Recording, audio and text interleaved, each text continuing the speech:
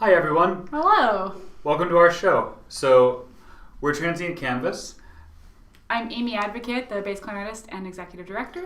and I'm Matt Sherrick, the marimba player and artistic director. So, we are really excited to be here with all of you, virtually in Cleveland. I mean, Oh, I didn't wear my Cleveland shirt. I love Cleveland. Oh, that's true, We were too. so sad we couldn't be there, but this is the next best thing, I suppose. yeah. We're super excited to start off this year-long residency with No Exit New Music Ensemble. Tim Beyer and company are just amazing people, as you all know, who've probably interacted with them on a regular basis. So they're just super inspiring and super warm, and we're going to do our best to send great vibes through the internet to all of you right now. Michelle's here. Hello, Michelle. Michelle! Cool. How did you know? Because that's her username. Yeah. I don't mean to out it. anyone, but Cool. So, we are going to start tonight's program, Crossroads, is a combination of electronic and acoustic music. And I kind of put these pieces together because I feel like they kind of examine the interaction between the real and the virtual, and especially now that we're all, hanging out together virtually for obvious reasons, I think that in many ways our relationship with computers has become a lot more organic. And so the pieces are a combination of electronic pieces where it's obviously mechanical, but then also electronic pieces where the computers themselves interact. And that's the example for our first piece. So tonight we're very happy to give the web premiere to Teerath Majumder's Crossroads. Teerath is a fabulous composer living in Southern California, and they are one of our 2020 composition fellows. So Teerath has worked with us for a couple of months. And I don't know if anyone wants to talk about the fellowship at all. I do actually. I'm glad you mentioned that. The fellowship is actually something we do every year for those of you who are not familiar yet. It's a free application. It's actually meant to take only 5 minutes. And this year we're going to choose 4 winners, and every winner gets $1,000 and basically a commission and a collaboration for the season. And so Teerath was one of our winners. But we mentioned the fellowship because the applications are still open until November 15th. Again, they're free, so please take advantage. We would love to work with and see all of your music. So, great. Yeah. So, Crossroads is an electroacoustic piece, and the electronics part is entirely live. So all the electronic sounds you hear are reacting directly to what we're playing, and so really in this case the computer really is a third member of the ensemble. So all the pieces tonight you're going to hear we recorded earlier today, just because it's really safer, We've learned the hard way of the stress of presenting and performing all live. It's so we just finished playing them, and now here we are presenting them. But we can say that these were all, single takes. We wanted to retain the danger of live performance. So there's mistakes. There are not. Anyway, enough yammering. Let's do it. Thank you all for being here. We give you Crossroads.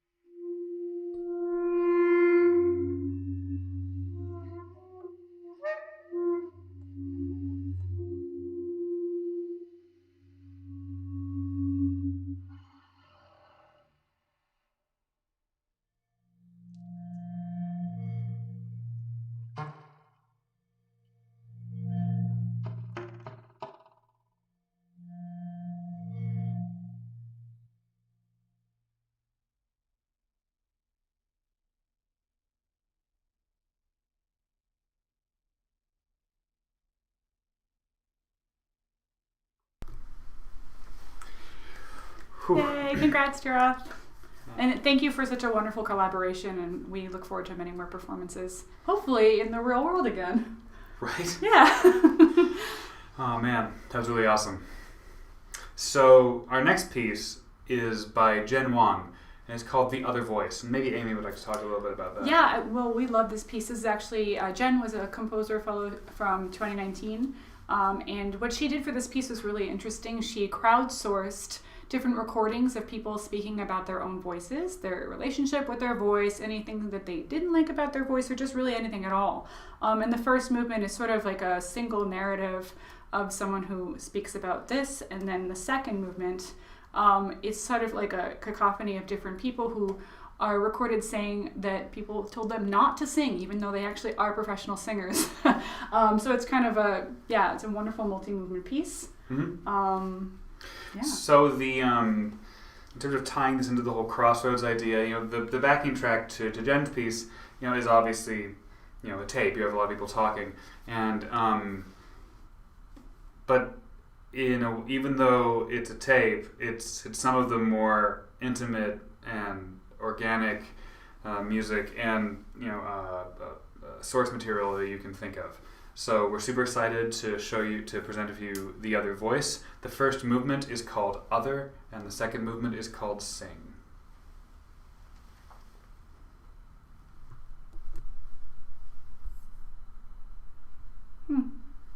One moment.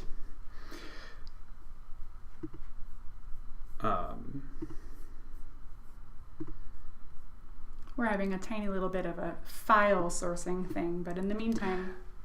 Wow. For all you Mac users out there, our computer actually took all of our video files off of the computer and put them on the cloud in the last 20 minutes. So exciting. So, one moment. Well, we download them again, even though we just made them an hour ago. That's awesome. I really don't like the iCloud. I don't want like Apple to refund or to rescind their sponsorship, but like I'm not interested in iCloud. Yeah. This is going great. I think it just finished her piece. Haha! Excellent. Great success. Here All we right. go. Jen Wang. One more time.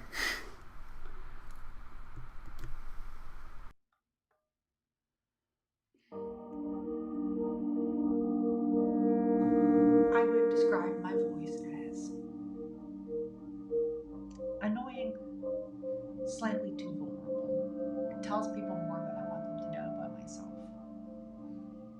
I have a stutter, and sometimes that allows you to know more about my feelings than I want you to, or maybe it allows you to think you know about my feelings, because when I get nervous, I sound nervous.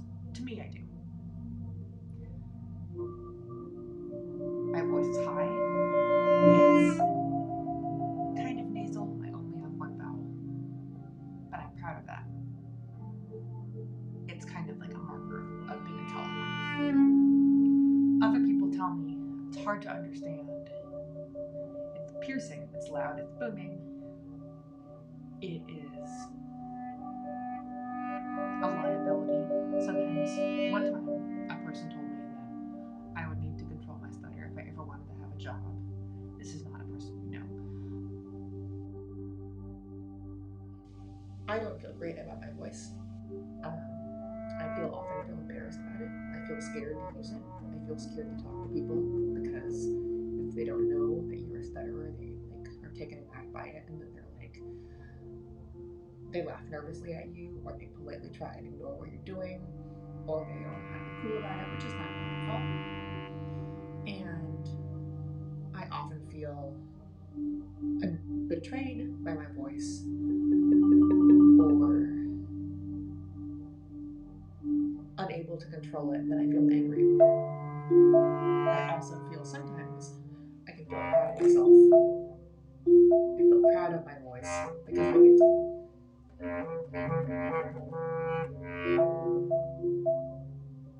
because it's different than other people's, and then when I use it, like in public or teaching a class, and I stutter anyway, and I can really show people that everyone's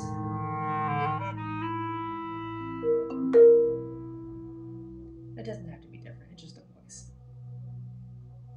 When I think about it, I feel really sad about it too. I think I often imagine myself as a very small person, feeling really ashamed about my voice. And I feel so sad for that small person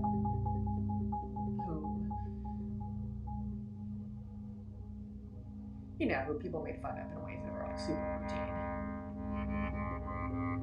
But it's really hard to talk about without getting a little teary, and that also made me feel vulnerable. And that's kind of like frustrating, but it's also kind of nice. I don't have feelings like this about any other aspect of myself or body.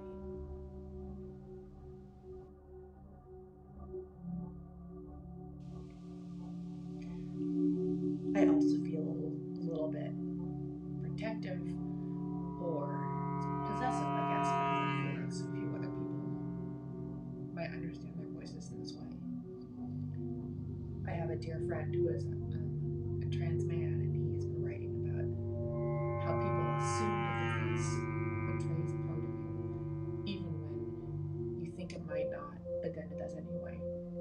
And I both want to tell people I'm not what you think I am, but also to say maybe I am, and so what?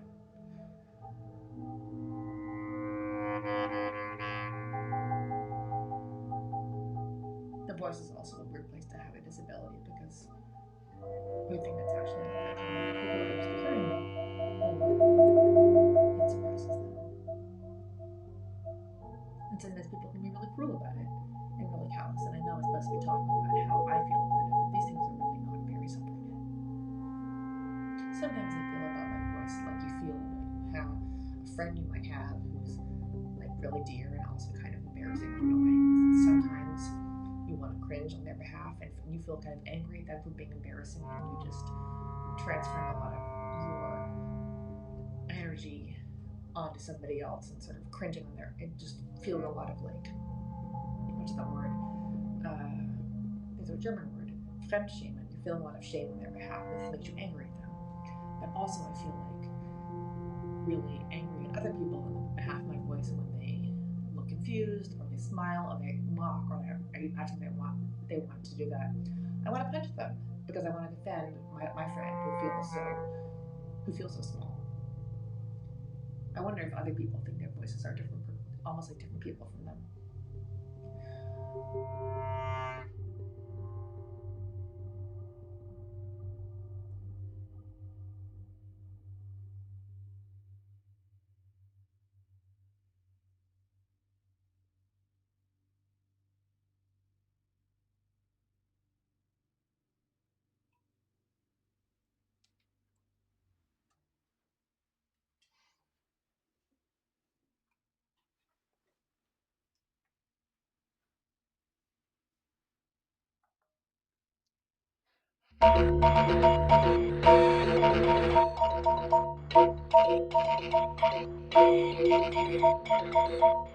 When I was a little kid, I wanted to be an opera singer, which I know is a weird career for a little kid.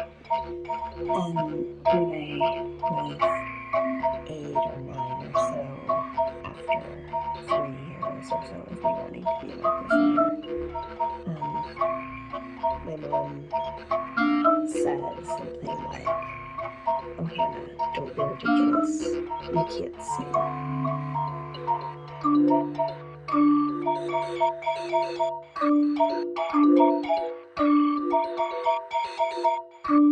I never stopped singing to myself. I always sing in the shower and at home.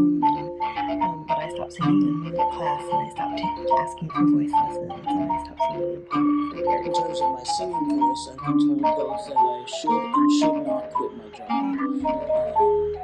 So, I don't know, I guess makes reviews then.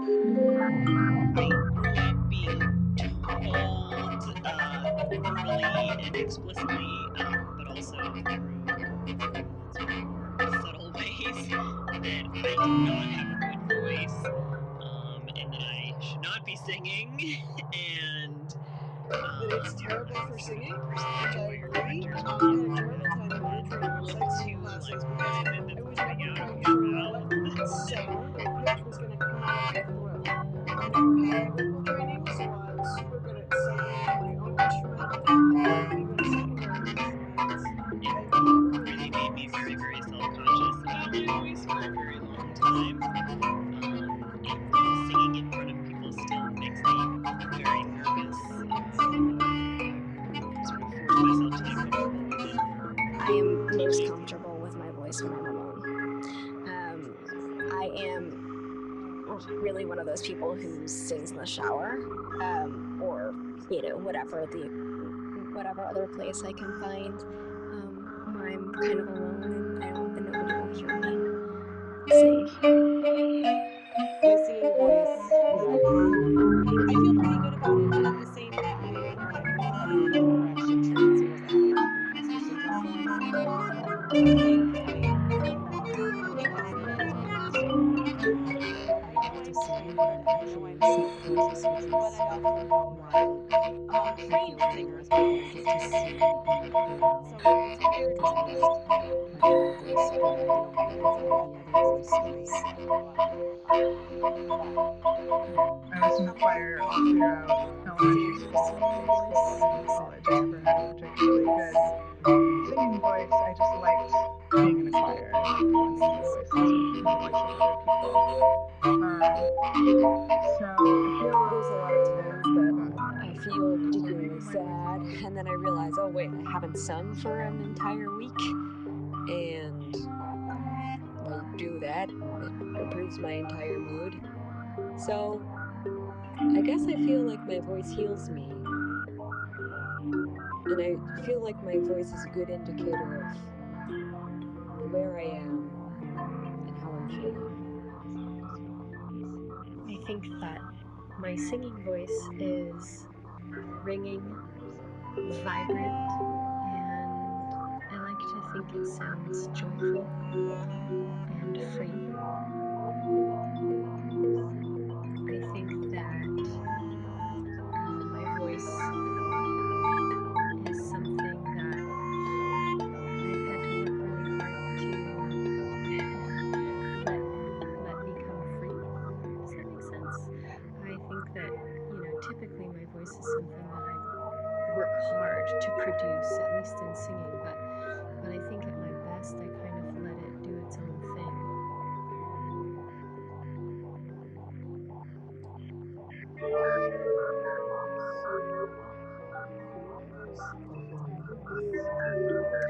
Other people have described my voice as silvery. Other people have described it as golden. I think,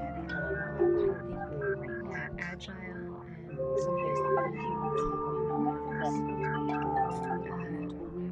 I don't know, like a smart or intimacy, a very skilled voice that's able to overcome a lot of different challenges. It's a reliable friend. It's a lot more than gotten used to hearing it on recordings. Sometimes I even really like it.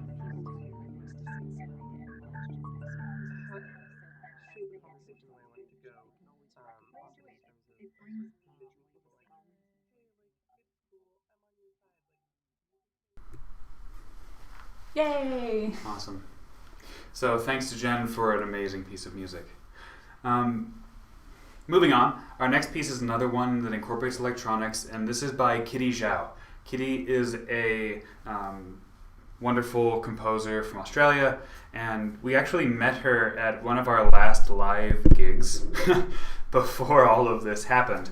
So Amy and I were one of the ensembles in residence at the Red Note New Music Festival this last February at Illinois State University. And Kitty wrote a piece for us on that festival called Emphysema. It's called something a little longer than that, yeah. Emphysema feathered his appetites. I'm really embarrassed that I had to just look at that. It's been one of those days. But it's an amazing piece of music, and Kitty drew her inspiration from the Australian painter Dale Frank. And I'm just going to go ahead and show you the painting that this is based on. That's it right there. Emphysema feathered his appetites. And so what Kitty's really drawn to in the painting is this sort of juxtaposition of introspective loneliness and exploration of both the interior and the exterior. And the sound she picks, the gestures she uses, drip and move together between a solid and liquid state, much like the painting itself. So, thank you, Kitty, for the amazing piece, and I hope you all enjoy Emphysema Feathered His Appetites.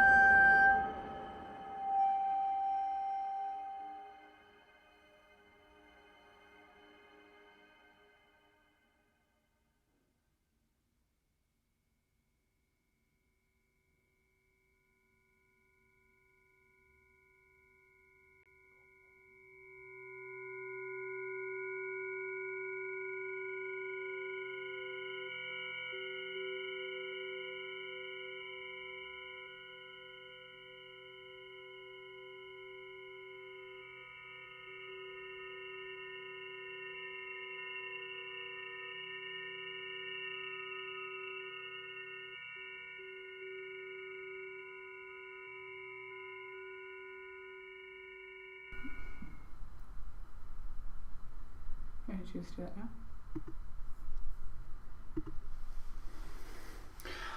Awesome. So Thank you, Kitty. thank you, Kitty. What a wonderful piece. Yeah. So up next we have Shenpa by Michelle McQuade Dewhirst, and Michelle is an amazing human being and a fabulous composer. Michelle, I met in 2015 at New Music Gathering. It was like, for us as an ensemble, it was like our first like foray into like the national scene. And it was so exciting to get paired up. If any of you have been in the composer performer speed dating, and she was one of the first people I met in that, and it blossomed into this collaboration. And she helped us like build a tour. Actually, she was one of our first presenters, and the relationship continues. We love performing this piece of hers. I'll let you talk about it, but I just wanted to say that because I get really excited when I think about like one of the first people we met on the road. So, hello, Michelle. So, why I think this piece Shenpa really works well with this theme of Crossroads that we have going on is that Shenpa is a word, a Tibetan term that means urge or a hook or a trigger. Basically, it's that thing that weighs you down and stops you from being able to let go. And I think, oh, thanks, Kitty. Yay, Kitty. And I think that especially right now, I don't know about all of you, but there are days when everything's cool and you can just, and I can function. And there are days when I really feel like there's a 1,000-pound weight strapped around my chest. And I feel like, Michelle's piece really beautifully encapsulates that sense of two people trying to let go, just trying to be, but then the world like gets you, and then you let it all go again. So, without further ado, Shenpa by Michelle McQuade Dewhirst. No, not again. iCloud, why? Oh my goodness, it really did do that. Wow. It just so you know, that video went off our computer since we last spoke. So that's a great day for everyone. Here we go. Here we go. We have fast internet. One more time.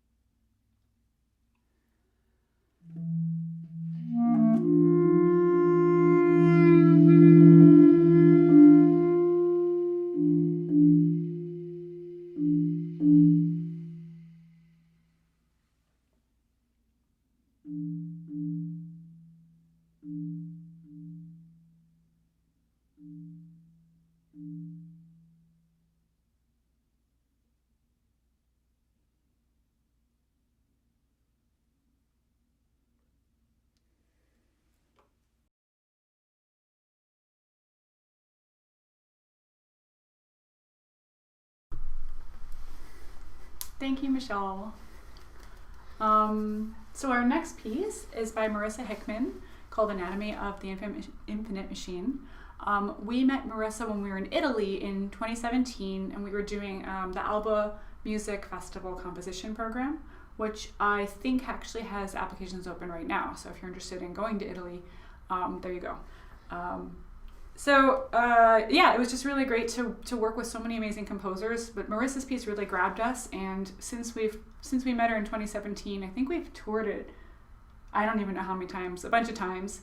And it's one of the things that we love about like traveling and working all over the place, is that we do come across people and pieces that we just absolutely fall for, and so we just add them to our repertoire, and it's just a really wonderful thing.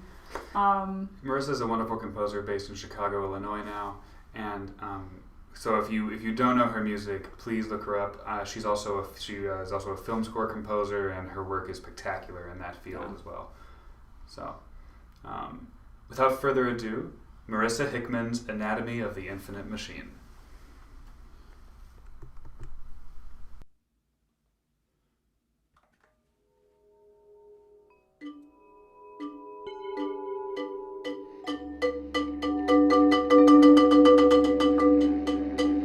The minutes, the seconds, the hours, the days, the years, the minutes, the seconds, the hours, the days,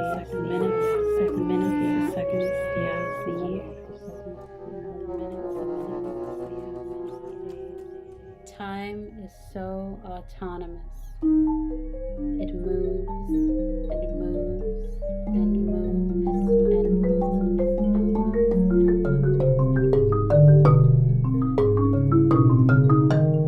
You can't forget it because it's ubiquitous, always there, surrounding you.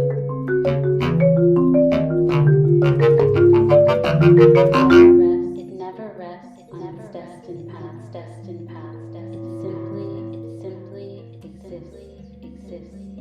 Cannot be seen, nor heard, only strongly.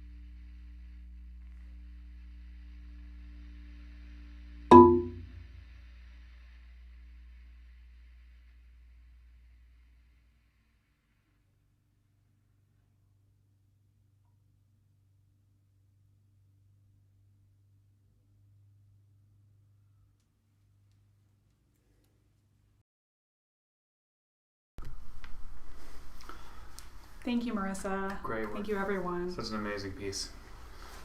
It's always fun to pull that out again. I also want to do a shout out to Michelle McQuade Dewhirst, who is on our comments here as alma mater, because Michelle is, like, in addition to being an amazing composer, is one of our best concert goers. She's one of our greatest fans.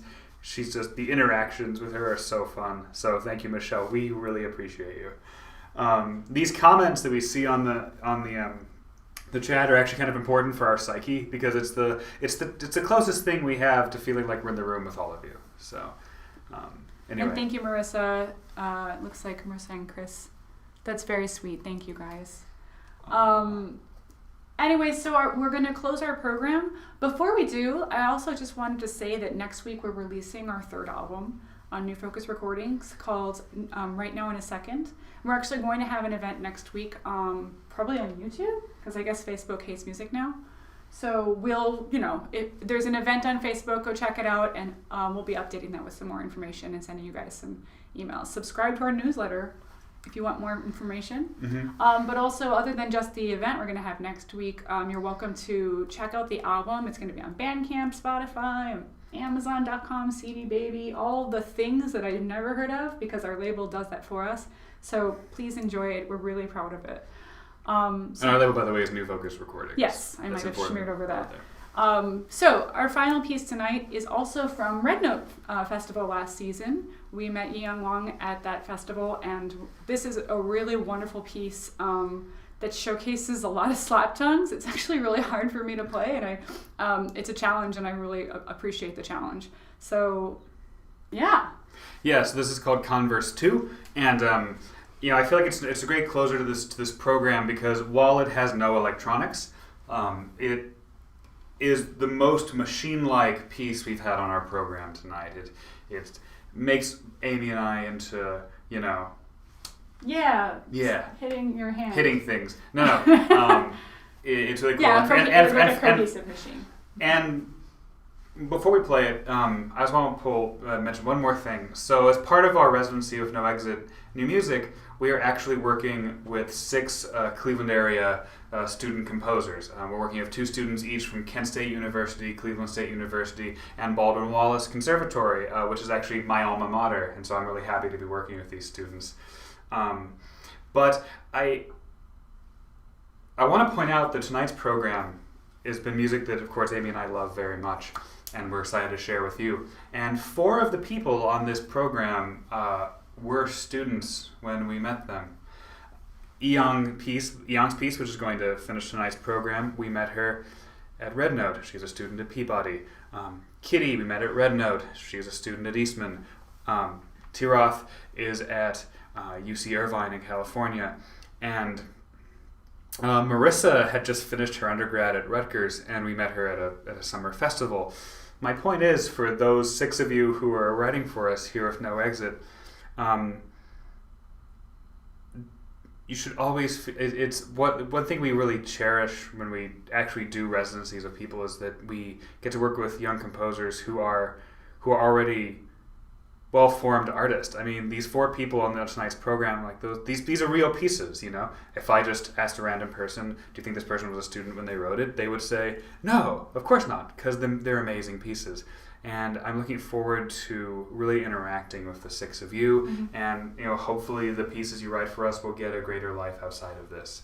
And that's kind of our goal as Transient Campus. Always. And we like to inspire people to take advantage of these kinds of opportunities when they're appearing. And yeah, you never know the kind of relationship that will develop from something as simple as like a small residency like this. So. There's so much great music around the world, and I feel like, especially in the last 10 years, our goal has always been to perform great music by people who don't have the privilege of being famous. This is going to help. This thing, if No Exits, will hopefully become another wonderful avenue to do that. So we're looking forward to working with all of you. And most of all, last but not least, thank you all. This is Converse 2 by Wang.